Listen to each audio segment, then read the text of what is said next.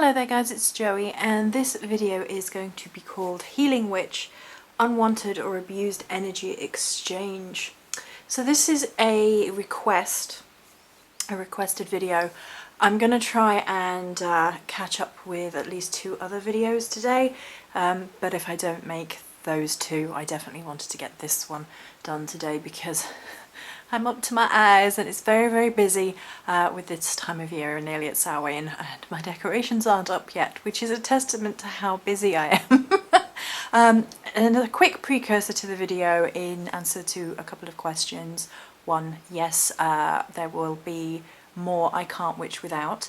That may well be on the blog in future rather than on the YouTube channel, and if you don't know, the Starry blog has just launched and I will put links below, and we're going to divvy up between the blog and the YouTube channel. I enjoy writing.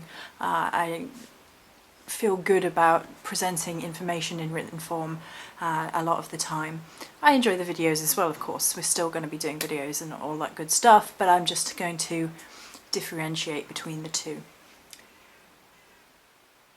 Okay then.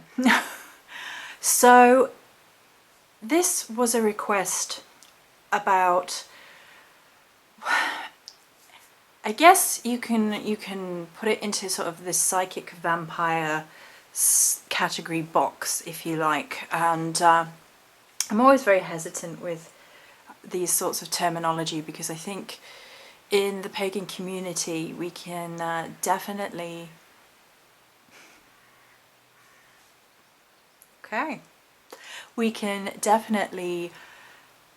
become a little bit drama queeny about this sort of thing. It's happened with the kind of terminology of like narcissism and, you know, the kind of finger pointing. It's actually kind of witch hunty starts, and we're getting to the point where, you know, they're calling people psychopaths, and it's like, really, psychopath is a very specific terminology from a medical standpoint where medical professionals diagnose it. It's not something that we should be pointing fingers about or anything like that. So I'm always super hesitant when talking about things such as unwanted and unmerited or an abuse of energy exchange. However, there is the request for this video, and there's a situation that's happened to somebody close to me very recently which is exactly the same thing, and I'm going to discuss how, in my experience, I have come across unwanted energy exchanges and what I would term as, you know, the sort of forced psychic vampire state of affairs. Now, in the past I've actually shared, I guess it's blog posts or essays or discussions from other people who discuss the positive interactions between those who have psychic vampiric abilities and the willing participation of energy exchange. And to that I hold. I think that it's definitely a point of view worth considering, that psychic vampirism and energy exchange and things of all that don't necessarily have to all be in the negative category box. I think we live in a world which is very quick to condemn and not so quick to listen and evaluate and consider all points of view. That being said, unwanted, unmerited, not knowing what you're quite getting into and then feeling quite abused by it afterwards energy exchanges are not appropriate. They're not morally correct, or they're not on a good ethical standing.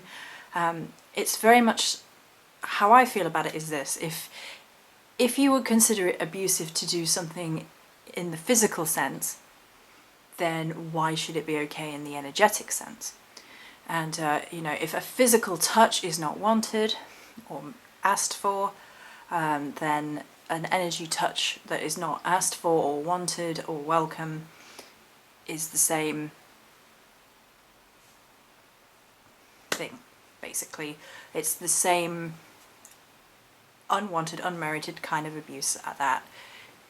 Makes people feel at best really, really freaking uncomfortable, and at worst that you're violating somebody's personal space and somebody's energy field, and even somebody's physical field in certain cases. And it is unfortunately known that some people abuse the spiritual path in order to abuse others. And I've actually just reshared a post talking about false prophets. That's on the blog. It was originally on Witch, and that sort of discusses the idea that people who are selling you their brand of vodka, so you become dependent on that spiritual message, they will not be questioned, they will not evaluate, they will not discuss, and everybody else is wrong and woe is them if anyone questions them. And it's usually because they are feeding off those who they energetically are binding to them in one way or another. It's why when people ask me about binding magic, for example, I'm always very hesitant. I'm saying, oh, I need to plug the camera in. One moment. Apologies about that. I thought I had already plugged the camera in. Apparently, I had not. Right, so I was talking about binding. Yep, this is why I'm always hesitant when people talk to me about binding work, and sometimes I think people mean banishing work when they're saying binding work, and they don't realise that binding can actually be very dangerous and something you should be very careful and consider before doing. So, binding is when you basically attach something to you. You are binding, attaching, doing this with your energy, and you are basically constricting in some cases, but it kind of ties and creates an energetic tie to you, the magical practitioner. Even if you're a very seasoned magical practitioner, it is possible to bind something to someone else. So it is possible to bind someone to the consequences of their actions, or the truth, for example. But inevitably, when you're creating a huge amount of energy in order to create spell work, which is what witches do, we raise energy, we draw energy up through ourselves, we drum, we sing, we howl, we scream, we do whatever we need to do in order to raise our energetic field, and then we release it in a form of spell work. You are inevitably tying your energy to that process. So binding work can be very, very constrictive to you as a magical practitioner as well, and is something to be treated with caution. That's kind of a sidestep, kind of a side note here, but it is appropriate when I'm talking about unwanted energy exchanges, because basically you can, if you go about trying to bind somebody who has been unwantedly advancing you in some state or another, then you're just further tying the knot basically by creating binding magic. So don't create binding work in this circumstance if you're having problems with somebody influencing, affecting, and creating energy exchange that you didn't ask for, or weren't fully aware of what was going on. So the idea behind a kind of psychic vampirism is that an individual can draw upon, steal even, life force energy from another. They can absorb a huge amount, in some cases, of another person's energy, and quite frequently when certain individuals are around them, they feel drained, they feel low, they feel depressed, and they're not quite understanding what's going on. However, for me, having seen a fair amount of different kinds of psychic vampires, I don't think it's one kind. I think there are different kinds of energy vampirism that go around. I think it's possible to be projectively empathically, projectively vampiric, aka you can force your energy, emotional state, etc. on others. I think it's possible to be receptively, energetically vampiric. This is a mouthful apparently, where you drain from other people's energy and you kind of take on their mood sometimes, their emotional state if you're not careful. I think that's a side effect of being very, very empathic to the point where you can pull somebody's emotions out of them. And in some cases, some people may use that system in order to heal, which is exactly why I wanted to mention that not all psychic vampiric encounters are necessarily a purely negative thing. Just because we term them differently, oh, this is healing because you're drawing out energetic poison, it's still a sort of a vampiric exchanging of energies. It's not necessarily a negative one, especially if both, well, only when both parties know what's going on and consent to what's going on. It's a very difficult moral conundrum, I guess, because then people are like, well, what if somebody is in a really bad way and they don't know about the psychic arts or magical arts and you can help them? Is it then not your obligation to do so? And I guess it depends where your moral compass falls. Some people would go ahead and perform the action. Some people would say, well, if you cannot ask for permission, you're probably better off not getting involved, or at least, you know, offering them solutions that they may be okay with. You know, most people might carry a crystal around with them if you were their odd witchy friend and suggested it, you know. But full-on energy exchange is something else. So I think the first point to drive home is that, you know, firstly, not all of these experiences are negative, and when they are consensual, it's nobody else's business what's going on.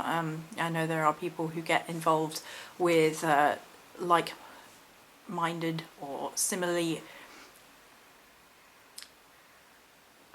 energetically gifted, if you like, vampiric types, in order to, so they can exchange energy, and it can often result in a sexual high for both. And sexuality is where the largest, perhaps, marker for energy vampirism comes in, because all forms of vampirism are inevitably tied to sexual energy, and you can say it's the connection between the death element of vampirism and death and sex being interwoven, basically the two great unknowns. Le petit mort in French, the little death, means the orgasm, and those moments of complete surrender, and death, of course, being the ultimate unknown, the ultimate mystery, the ultimate surrender. So in terms of vampiric energetic exchange, sexual encounters obviously naturally exchange energy between people, and when there are two people who are involved in a sexual relationship who are both psychically, magically, however you want to ascribe meaning, gifted, there is an inevitable exchange of energies between the two. I would say probably irregardless of what kind of sexual encounter we're talking about. Obviously there is a much more profound and deeply spiritual connection between two people who deeply love each other, versus when something is just a release for sexual energy between two people consensually, because when it's not consensual, it's not sex. So let's not go down that path before. It is kind of topical, but for the purposes of energy exchange here of a sexual nature, it is only consensual. And when it's just more of a release thing, it's more of a physical thing, of course then certain blocks are up and therefore certain connections are not performed. It's less of an energy exchange, but energy will be exchanged. So when you trust someone and love someone and are basically completely open to somebody, which to be honest is the only kind of sexuality I'm personally interested in, then the energy exchange is high in all circumstances, even remotely. So even if you were connecting to your loved one remotely or from a long distance, maybe they'd gone away on travel, blah, blah, blah, and you were having sexy times over the phone or whatever, there's still an energetic connection between two people who love each other very much, particularly when they're psychically or magically gifted, because the energies interweave, they exchange. And we talk about energy exchange all the time as witches. We give parts of ourselves in order for spell work, in order to draw things. So it's just a natural part of a witch's life. And just like anything else in life, that natural state of affairs can be preyed upon by those who are unwilling to form deep spiritual connections to other people in order to draw away from their energy. Some people go the whole hog and get fake invested into particular relationships in order to drain from the other individual. So there are a number of experiences that I can draw on. Parents are both psychically vampiric. I would suggest that my father is projectively psychically vampiric, and my mother's a living drain, basically. And I have come into contact with a fair few over the years for a number of reasons. Quite early on in my path, before I had a full understanding, a full knowledge, a full learning to fully shield, you know, people would obviously be drawn to me and my sister in order to psychically try and leech, especially given that we were probably fairly weakened in our auras because both parents were quite psychically vampiric in nature. I suppose we'll address the elephant in the room. That means that I have the ability to psychically vampire off people if I so desired. However, it's something that I find unpleasant. I'm more projective than I am receptive. I can project my emotions onto other people, and I have to be very careful not to do that. And I've spent most of my life making sure that I don't do that, having it locked down and not allowing it to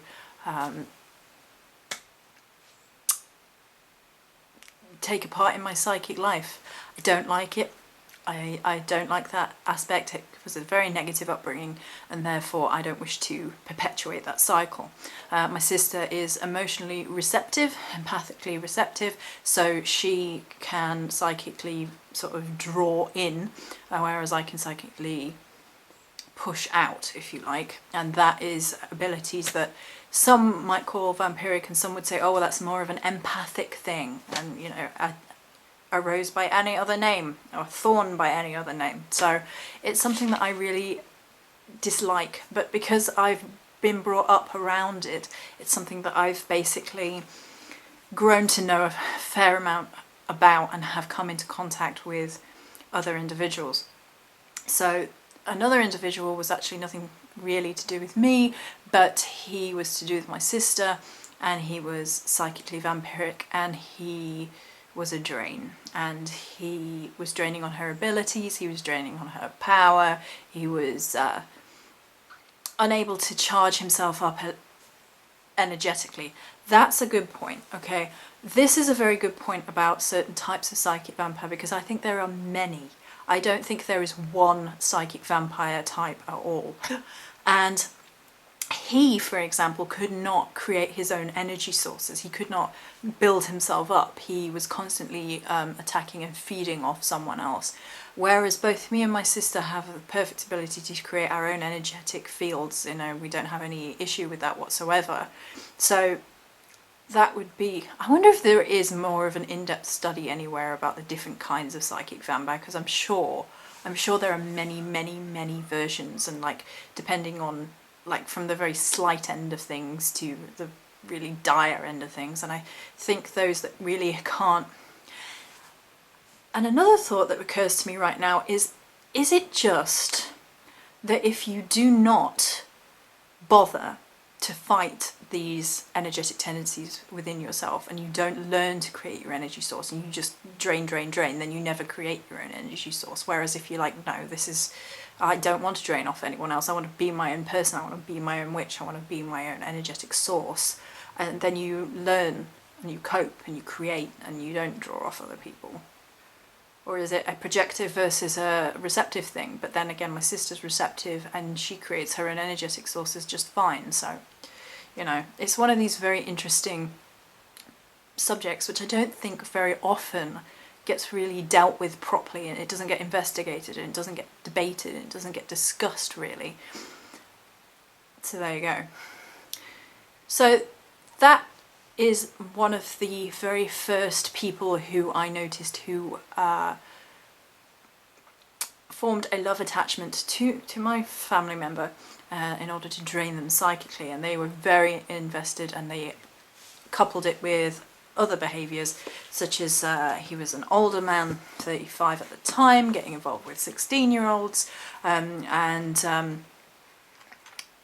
he also used the Gothic subculture to basically find intelligent, very young, very susceptible young women who were desperate to be individual and kind of were looking for a sense of self, a sense of recognition. I'm not saying it's a Gothic subculture thing, I'm saying what it is the Gothic subculture is something my sister was in, and to express her individuality. And so because she wanted to express herself, the minute when someone came along and sort of gratified that need, she was more open and susceptible to having her energy drained by him, which he knew, of course, and he was manipulative in a number of ways. And I think that's the key thing to look out for with unwanted energy exchanges, is the manipulative energetic vampire, the manipulative empath, the manipulative psychic abuser. However we term it, it's all the same sort of behaviour. And I think, like I said earlier, talking about, vampirism, we've got to be careful that we don't just say, well, every kind of psychic vampire is a negative thing and that's all they're doing. All psychic vampires can't create their own energy source, and so they parasite off other people. I think it's far too simplistic, it's far too basic, it's far too stupid, basically. I think it's basically addressing something in a kind of tar everything with the same brush kind of mentality that doesn't work. However, there definitely are those who abuse their abilities in all walks of life, but spirituality is definitely one of them, and we can see that across the board. We can see people abusing their power in spiritual offices, and you get it in mundane offices as well, but whenever there are people in charge of other people or who people put trust in, inevitably some seeps through the cracks, seeing those roles as ideal to slip into and abuse. And unfortunately it happens in every walk of life. You will find police officers who do it, you will find spiritual leaders who will do it, there have been yoga instructors quite recently in the news. You'll find teachers who do it, you will find holy men, such as, unfortunately priests get the most bad rap about it. Unfortunately, these walks of life do attract those who wish to harm people, as well, of course, as those who wish to help people. And it's just the unfortunateness of the nasty side of human mentality that they look for a position of power through which to manipulate. And it's the truth of domestic violence, it's the truth of physical abuse, it's the truth of sexual abuse, and it is the truth of energetic abuse as well, that people who are often coming across as mentors in the spiritual community have the ability to abuse those under their care. And how do you identify them? I don't think it's as easy as a lot of these 10 guides to identifying a psychic vampire would have you believe. And I don't think the very clever psychic vampires are going to fall into these categories. I don't think that they're going to be that dumb, basically, that stupid. Like I've said, I've seen over the years many different approaches to psychic vampirism. Some people out and out say that this is what they are, and they are involved with other psychic vampires and they energetically exchange sexual energy, and they're both fine with the arrangement.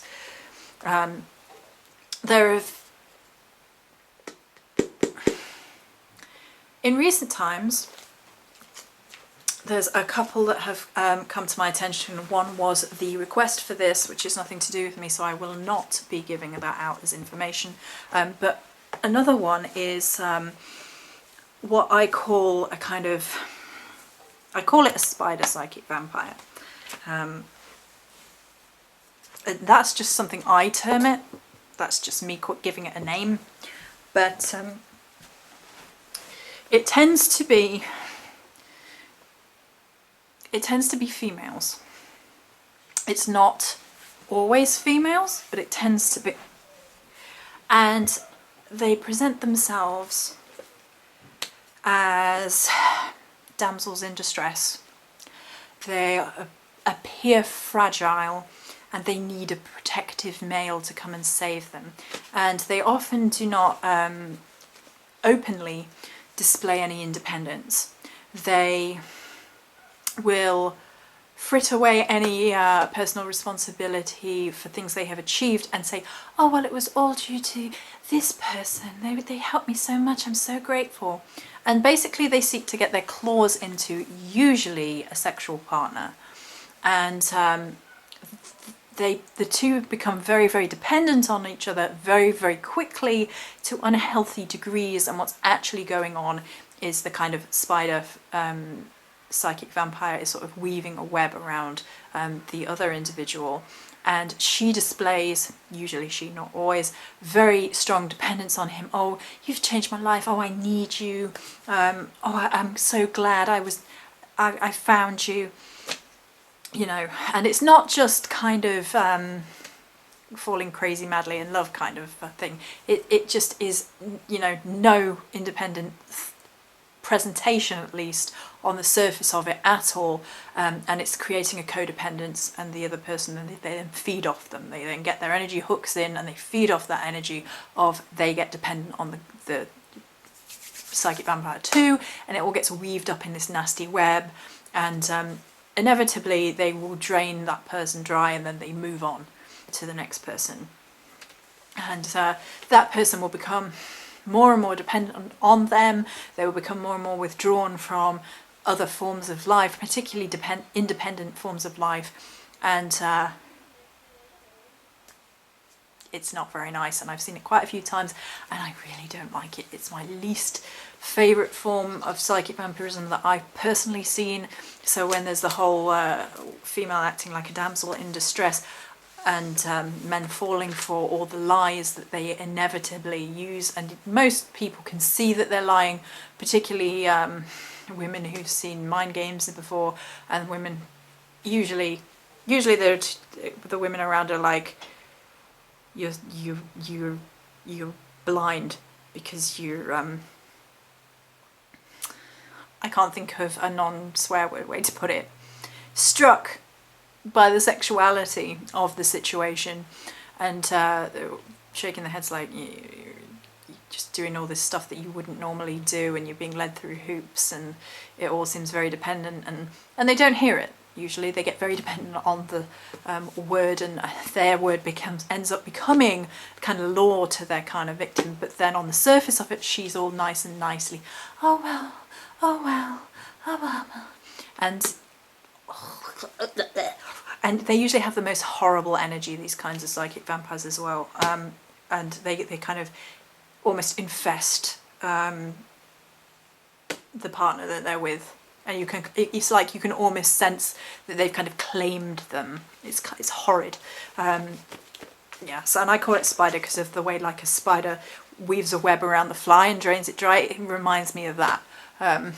No offence, spiders, I guess it's a little bit offensive to spiders, but it's kind of like that, and it's very manipulative, it's very damsel in distress, it's very clever, but it's unpleasant for the most part. So, and that's just kind of one unwanted energetic exchange. And so let me see where I've covered. Yes, these things can happen in close personal relationships. Yes, these things can indeed happen over great expanses. It doesn't have to be in the same room. It doesn't have to be touching in order for psychic vampirism to take effect. I've mentioned the kind of sexual exchange between two people who love each other very deeply at range. This can also, of course, occur at length if you're in communication with somebody, even if they're not physically close to you, and they're very spiritually gifted, they're very magically gifted, and you're very magically gifted and perhaps a little bit more open to energetic exchange. You can easily energetically connect, and kind of the drawing out and use of sexuality even at long range, and then the kind of draw on somebody's energy that they hadn't quite expected, leaving somebody feeling very hurt, very bewildered, very lost in terms of what had just happened. I'm not quite sure what just happened, and this is feeling very, very uncomfortable. I feel like some part of me has been drained, or some part of me has been taken away, and because it's energetic, I don't know if I'm imagining it. I don't know if I have the right to complain. Yes, you do. If somebody's done that to you, you know what, thinking about it, this is the third example. There's been 3 this month, and the other one was actually a female against a male. In fact, 2 of them have been. So it's regardless of gender, it's regardless of sexuality. I know I brought up a mostly female example with my spider term, but that can be males that do that as well, because I mentioned a male example of pretty much doing that too.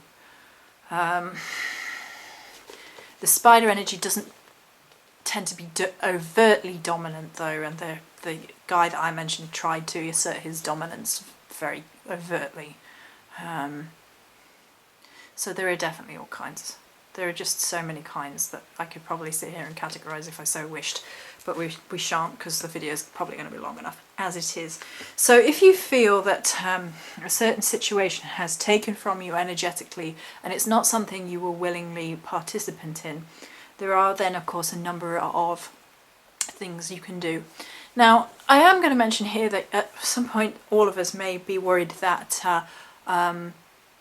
did I draw from someone and I didn't mean to? Does that make me a bad person? Does that make me a bad witch? Does that make me an energetic vampire, a psychic vampire, a horrible individual?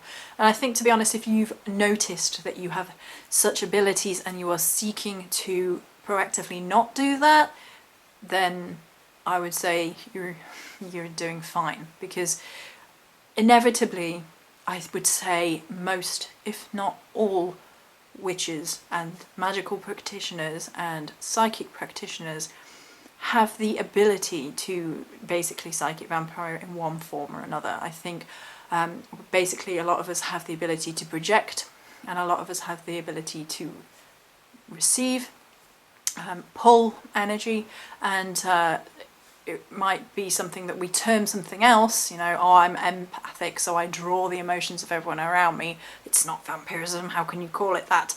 And I think that's just because we've loaded that word as being negative. It's like there's nothing inadvertent, there's nothing, right.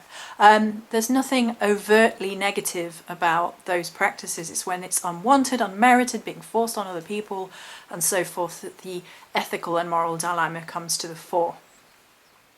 So if you've noticed those things in yourself and you're thinking, how do I clamp down on that? You basically have to educate yourself about what kind of energy practitioner you are, how you perform magic. You have to look at all these things. I would suggest journaling or talking to somebody who you trust about this, and trying to figure out between you what the energy is doing, have a feel about your aura, and have a meditate on it and see what your aura is doing. Make sure your aura is sealed. Now, this is true for both people who have the ability to psychically drain or pull or whatever you like, energetic wise, as well as those who are worried they have been, or maybe close to somebody who might try and energetically interfere with their energy source. Seal your aura. I feel like I'm on a game show. Seal your aura. Anyway, have a good cleanse. There are many, many ways to cleanse oneself. One can sing, one can dance, one can drum, one can get into the bath with salt, one can get into the bath with their own created bath salts, or starry-eyed bath salts if you so desire. Wink, wink, nudge, nudge. Know what I mean? Anyway, wink, wink, nudge, nudge, know what I mean? 10 points if you get that reference. You can get into the bath with some sea salt, rosemary, lavender. If you need to relax a bit from the experience.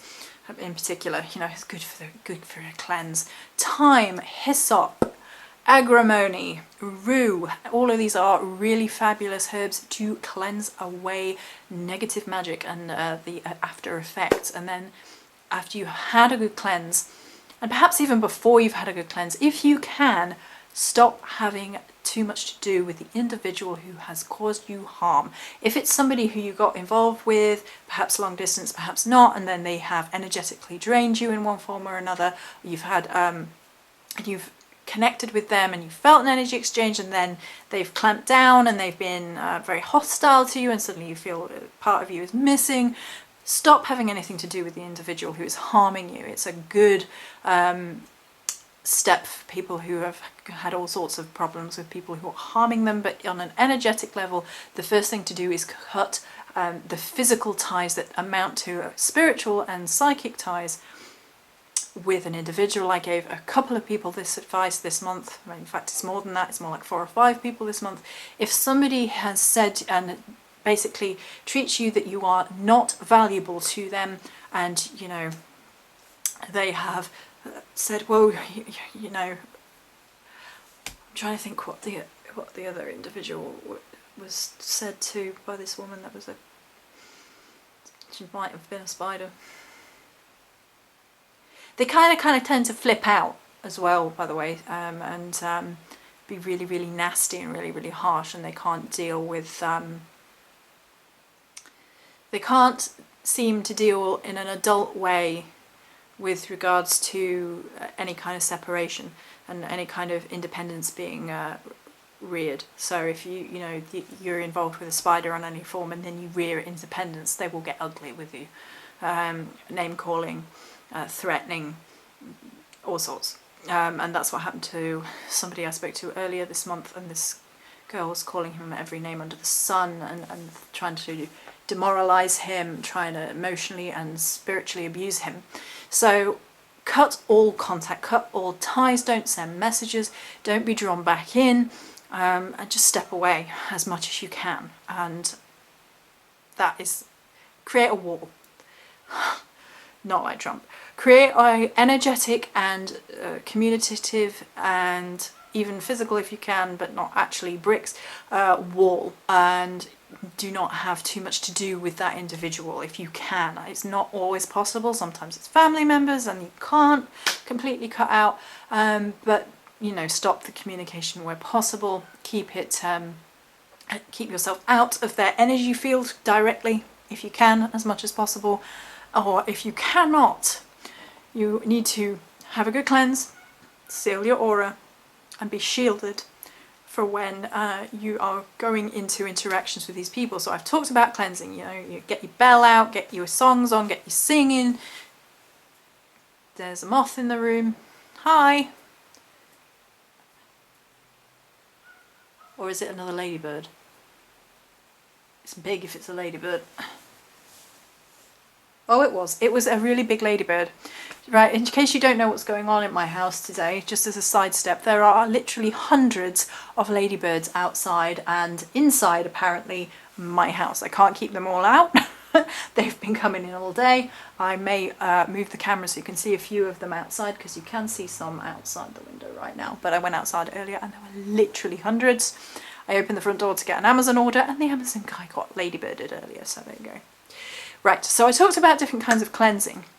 How do we seal our aura? Basically, seeing your aura is a practiced meditative tool. There are different ways that are suggested that you can do it. So you can see somebody else's aura if they stand against a white wall and you stare at them long enough, and you will see the outline. You can do this with your own hand. You can put your hand against some white wall or cream wall or whatever, and you can sit there and stare until you start to see your own aura. And it's just a practiced thing for the most part. You can also feel out your aura if you're very adept at or practiced, if you like, work, and you can start to feel where your energy barrier is. And failing all of this, you just visualize it on the meditative level. You just imagine a barrier around oneself. The aura, I'm sorry, they're making all kinds of flicky noises up there, those ladybirds. You imagine your energy force around yourself. It's like a little coat, a little energetic coat around the entirety of oneself.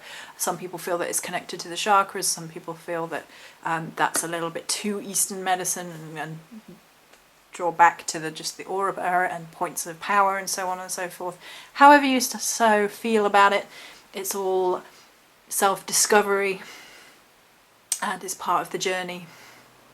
So then you can either feel out for energy tears or energy hooks, or see out on a meditative third eye kind of level around your aura and feel for tears or breaks. And sometimes it will coincide with places on the body that are physically hurting. So an example from somebody that was close to me recently, they kept having a pain at the back of their neck, and that is something that I had to help with. And spiders, spider vampires, they infest. It's not nice, and that's what, you know, it can often be where a psychic attack has occurred, either on a physical touch level, and then there's a tear there, or it's more of a psychic place. Often it can be places of physical vulnerability. So back of the neck, it would be obviously a place of physical vulnerability. The stomach would be a place of physical vulnerability, and sexual organs, if one had been sexually intimate on any level, psychically or physically, with somebody who had drained them. So trying to feel out for palms of your hands might be something else as well, given energetic exchange. So feel out for energy tears, energy holes, and you can draw up energy, and you can do this in a number of ways. If you draw up from source, it can help to be outside in nature for this, especially if you are a naturey kind of witch. I think that drawing from trees, especially willing trees, always approach devas and ask politely, but most trees will help without hesitation. Or even, a lot of trees will ask without full on being asked. They're just that kind of guardian spirit. They're beautiful. I love trees. So if you can't get outside, you can always energetically visualize a tree, like so. There is a tree behind me, and the roots are in deep into the ground, and the branches are up, and the leaves, and you can even go with the season you're in, so a little bit of an autumnal feel with the leaves falling down, and I just hold on to the trunk of the tree and I just draw energy up into myself, just draw energy up into myself. And you can say that as simply as I just did if you want, if that helps. I just draw, and cheer, and you're pulling the energy up into yourself, and visualize that energy coming up into your energetic field and healing up any aura tears. See those aura tears, see them as holes or rips in your aura. You can visualize your aura being any color, your color, and then just filling up and just knitting that energy back together and strengthening the whole, and then just a big flash maybe when it's all done, and you're whole and you're strong and you're back to having your energy aura sealed. And then you may wish to engage in different kinds of protective work. You may wish to put your psychic armour on. Psychic armour is something that is described and ascribed in a lot of magical protection defense books. If you want one book that I would highly recommend, go get The Witch's Shield. It's really good. Now, psychic armour is as simple as seeing your own kind of armour on a psychic level. So you know how we talked about seeing your aura? You see yourself in armour. And I can do it right now. I always start with this hand. This is my projective hand, so I go, and then I will see my armour go clunk, clunk, clunk, clunk, clunk, clunk, clunk, clunk down my arm, and clunk, clunk, clunk, clunk, clunk, clunk, clunk, clunk down that arm, and then over the chest and all the way down, and clunk, clunk, clunk, clunk, clunk, clunk, clunk, clunk, and then head, clunk, clunk. Now, it can help to see your armour as mirrored in order to reflect anything that is trying to seek to psychically harm you. Maybe a mirror for a shield. Now, if your natural armour just doesn't look like that, you're like, well, my natural armour kind of looks like a red leather, Joey. It doesn't look like that, and that's how I feel comfortable in my armour. I don't want to, mess with that. That's me. I'm like, fair enough, very good. Put some mirrors around your outside. Just visualize some mirrors facing outwards, so anything that comes pinging in can just go pinging out again. These, by the way, are mostly astral, spiritual, psychic forms of psychic defense against psychic vampirism in the future. So what do you do if you feel a part of you is lost as a result of the encounter? This is a very difficult question. You can try and draw your energy back to you, but I think the best way that I have ever heard, and has worked for me in the past when I seriously felt a part of me had disconnected, is to envisage that part of the self as being a small lost animal. And if you know what your own animal energy is for yourself, or you have an animal energy that you work with particularly for yourself, then you basically set up a calling home to the little fragment of energy self that's missing. And you can set up an entire ritual, you can set up an entire spell, which is designed to call back that animal. And I think what I will do is I will write out a suggested soul fragment retrieval animal spell. I will call it something much more eloquent than that, but it's been a long day. Come back to me, ladybirds, come back! Apparently. And dogs barking. Anything else? No? We good? They've cleared off a bit, they're mostly on the inside now. Anyway, I will write it out on the blog, and therefore that kind of the work portion of this can be on the blog, and it can be something people read and print out if they want to. But it's the basic gist, if you want to create your own without waiting for me to write a blog post on it, is to call that part of yourself back home. You can use a whistle, you can write your own little chant out, you can just, you could even create a little leash. You know, if it was, your part of you was a dog energy, a leash, a little bell on it would be a good thing to use. And basically creating a safe space for that part of you to come back, and then you envisage it sort of jumping into your arms and coming back to the self, and again being healed, and again being full and okay in the future. So this sort of thing does go on. This sort of thing does exist. It does happen. I'm just trying to make sure I covered all the points that I hopefully covering all the points that were requested. So it does happen. This is why I know about it, because both parents were very negatively psychically vampiric, and I've come across a fair few people in my time that don't care whether they're drawing on people or not. There is plenty of things you can do. I think as a final thing, what if you think you have these abilities, which most of us do, let's face it, and you're worried you're affecting other people and you don't want to be? Seal your aura. Seal your aura. Work on creating your own energy source. What gets you pumped? What makes you feel better? Work on what exercise you're doing, what healthy eating you're doing, which foods make you feel good. Get out in nature. Go for a jog. Go for a connect with the trees. Do what makes you feel alive, happy, and healthy, because that's helping you to create your own energy source. Realize the energy exchanges are going on. Learn more about it. Learn what your energy feels like. Get to grips with what it feels like to create energy, manipulate energy, move energy, twist energy, your own energy, and make sure that you seal your energy so you're not pulling off anybody else and you're not pushing yourself onto anyone else either. Dominant personalities can, unfortunately, push their feelings and emotions and energy onto others if they're not careful, which is something that I have to be careful with. I don't want people to agree with me just because I said so. It might be useful sometimes, but it's not worth it, really. It's just not worth it. And if you are, like me, projective, get to love the debate. Get to love different opinions, even if they're wildly different from your own. Get to really, truly be grateful for other people's experiences. Learn to love the exchange of ideas instead of any exchanges of energy.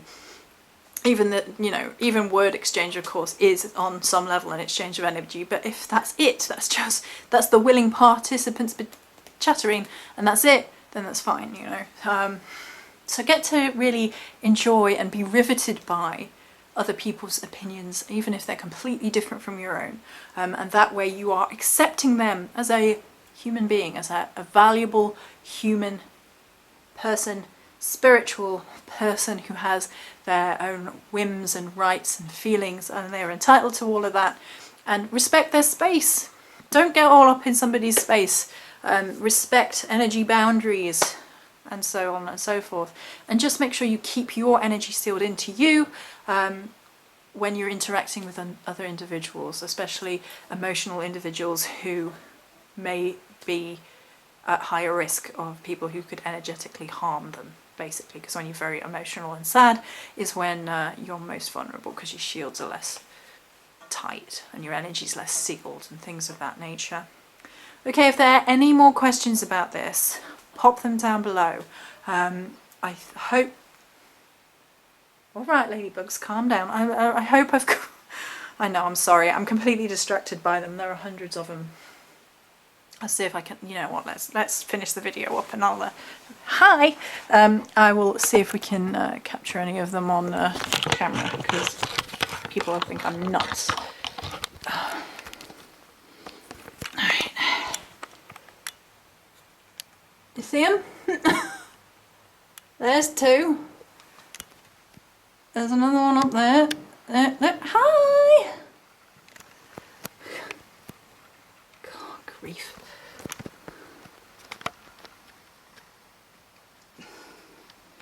He's going out the window now. You going out? They've kind of disappeared a bit. There's only 3 on this window now. I've come to look. Oh no. 2 more. They're absolutely everywhere outside, so there you go. Let's focus on something else to finish up. There we go. Message from Molly. You are a goddamn unicorn, so celebrate your uniqueness. You don't need anybody else's energy to make you who you are.